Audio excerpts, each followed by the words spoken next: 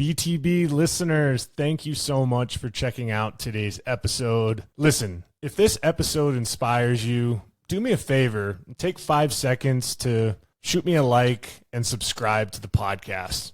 There are several more exciting guests that are in the pipeline, and I just can't thank you enough for your continued support, and let's keep paying the mission forward. Remember, feedback is not rejection.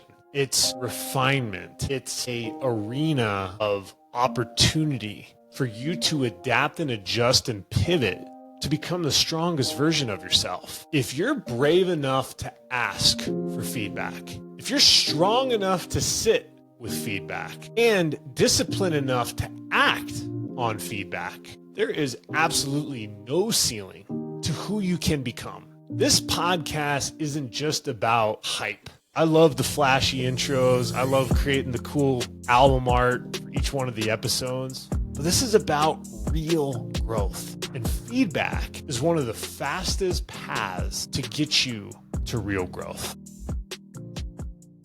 What are you built to be? What are you built to become? The time is now. The time is right now. You weren't built to break. You were built to be something greater. Welcome to Season 2 of the BTB Project. I'm your host, Kollman Gearhart. I was an overweight kid, one counted out, lost 100 pounds, found purpose in the pain, and turned my setbacks into a story worth telling. This podcast isn't about perfection. It's about persistence. It's about identity, discipline, and comebacks. Getting up one more time and becoming who we're always meant to be.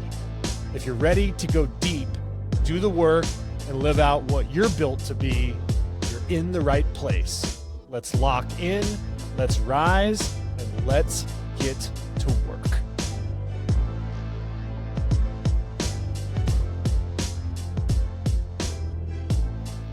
Welcome back to the BTB Project, and I am your host, Kollman Gearhart. In today's BTB Short, I want to talk about something that separates the strongest people I've ever met in my life, most successful people I've ever met, to the ones that are feeling stuck, are not able to move up the ladder the way that they'd like to. And I really think that it's important to preface today's episode is something I've had to learn the importance of and make sure that I'm applying it accordingly, because sometimes I take advice or feedback way too personal. What I've learned over the years is feedback is fuel, and it's one of the big secret weapons for growth. If you've listened to the BTB Project for a while, you know it's all about personal growth, discipline, and authenticity. But here's one truth that hits very hard. You can't become the strongest version of yourself without knowing there's areas to improve, without knowing you have to hear hard stuff about where you can adapt, where you can adjust, where you can get better. And being open to the feedback is critical to taking that next step in your built to be journey. Why does feedback matter? Let me ask you a question. How do you know if you're growing? If no one is checking your blind spots of what you can't see, how do you really know that you're growing? In previous episodes of the podcast, I've sat down with special guests, and one of those that comes to mind was Mitch Stewart, who was a former University of Washington standout, and we talked about redefining success. But what stood out the most was his willingness to be coached hard. His transition from being one of the best collegiate tennis players to the country to being a phenomenal coach was all about receiving feedback and turning it into transformation. he took his own transformation and paid it forward to help people with theirs. It's very similar to my story.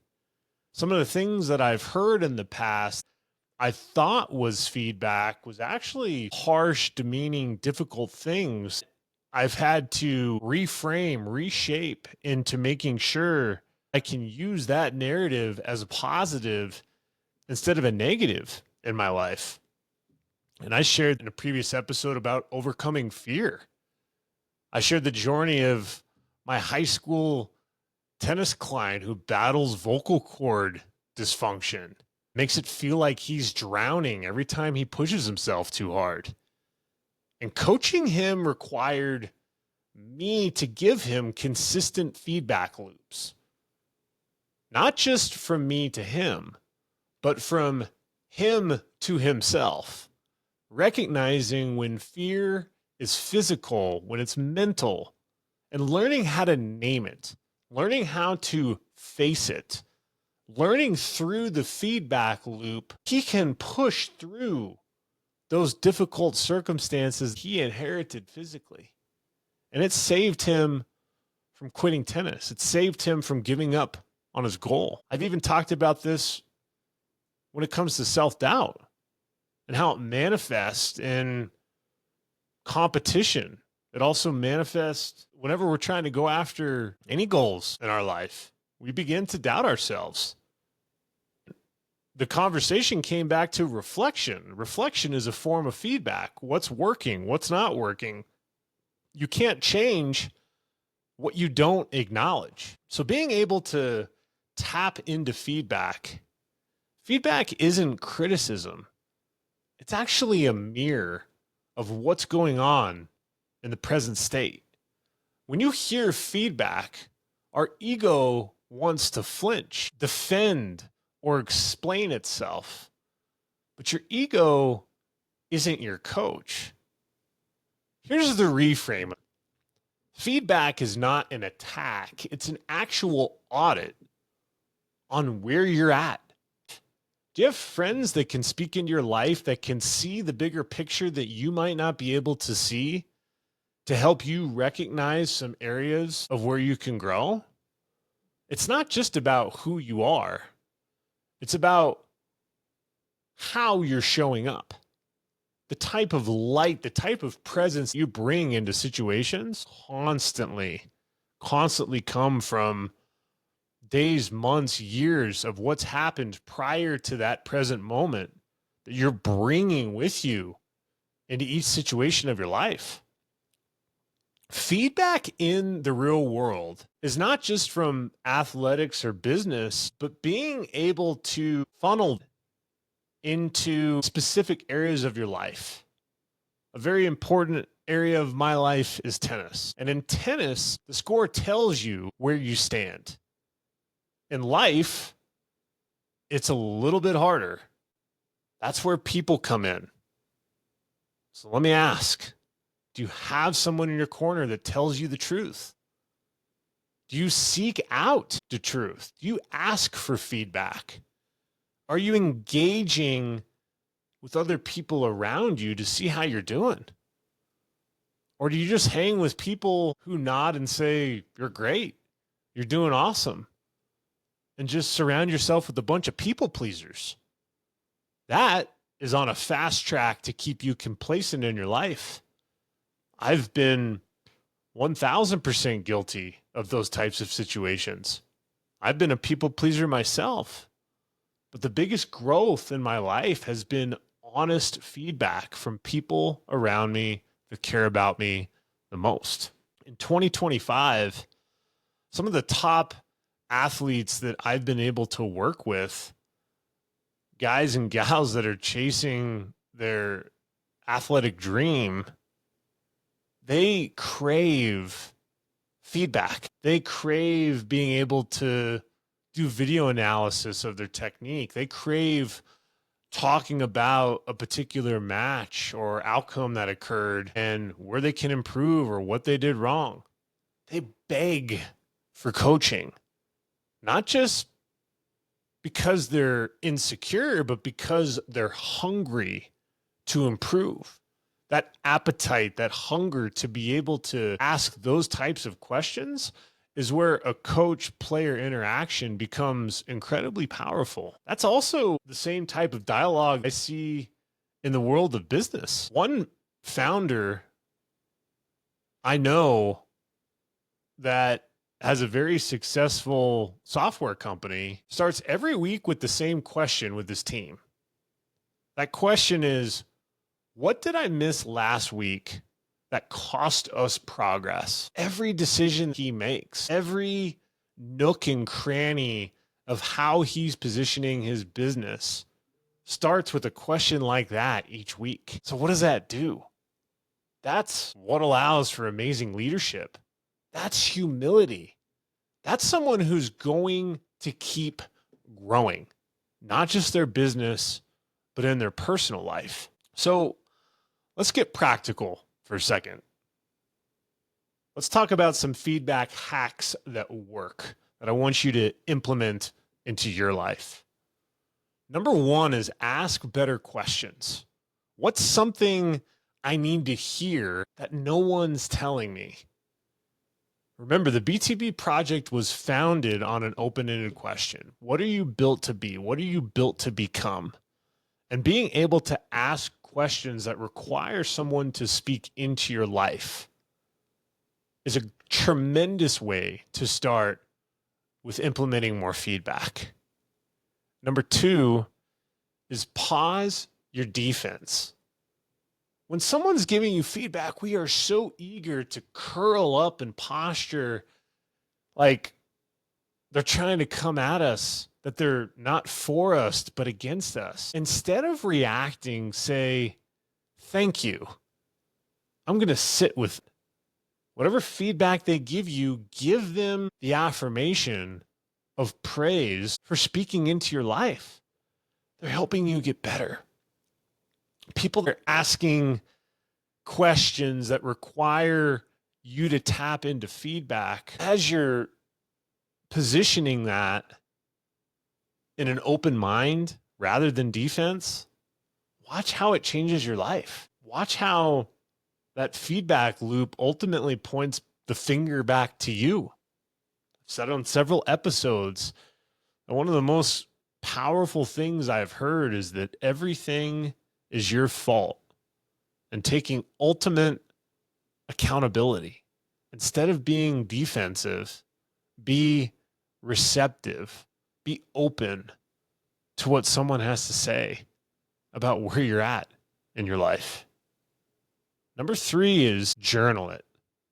Write it down. What was said? How did it make you feel? What's true about the feedback? What action can you take right now to implement the feedback that's been given?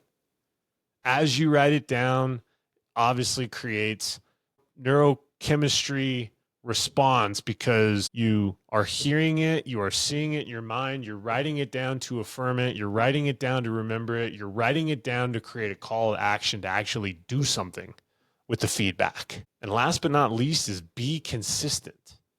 Feedback isn't just one thing. It's not a one-time, hey, how am I doing? And then not receive any more feedback for the next 5 years. It's a culture you build yourself around. You want to require feedback on a daily basis. This idea of getting 1% better each day. How do you get 1% better? It's through a feedback loop that allows you to see your present, to see your past, and to see your future, and to bridge the gap to incrementally get 1% better each and every day. So remember those 4 practicalities on feedback. Ask better questions, pause your defense, journal it, and be consistent. Remember, feedback is not rejection. It's refinement. It's an arena of opportunity for you to adapt and adjust and pivot to become the strongest version of yourself. If you're brave enough to ask for feedback, if you're strong enough to sit with feedback and disciplined enough to act on feedback, there is absolutely no ceiling to who you can become. This podcast isn't just about hype. I love the flashy intros. I love creating the cool album art for each one of the episodes. But this is about real growth. And feedback is one of the fastest paths to get you to real growth. So this week, let's take a risk. Let's ask someone for honest feedback we trust within our circle. Look at yourself in the mirror and don't take the feedback personal. Take it as fuel. Take it as a way to get better. That feedback loop, ladies and gentlemen, will not only change your life, but it is absolutely the prerequisite for you to change others. So every time you're receiving feedback, I challenge you to look at those same people or those people close in your circle and be the one that actually gives feedback as well. Because as you develop that type of honest circle of communication, if you develop the rapport and trust, you become someone that is actually aspirational, that can impact people's lives, that can change the trajectory of where they're at in their present. And that's the whole mission here of the BTB Project, is working through one feedback loop at a time, applying it and getting it 1% better each and every day. Listen, if this BTB short on feedback impacted you, do me a favor and like and subscribe to the BTB Project. Better yet, send this message to a family member, friend, or colleague and give them some feedback. Ask them how you're doing. Let this episode be the prerequisite to implementing feedback as practical steps to become 1% better in your life. As always, I'm proud of each and every one of you. And until next time, take care.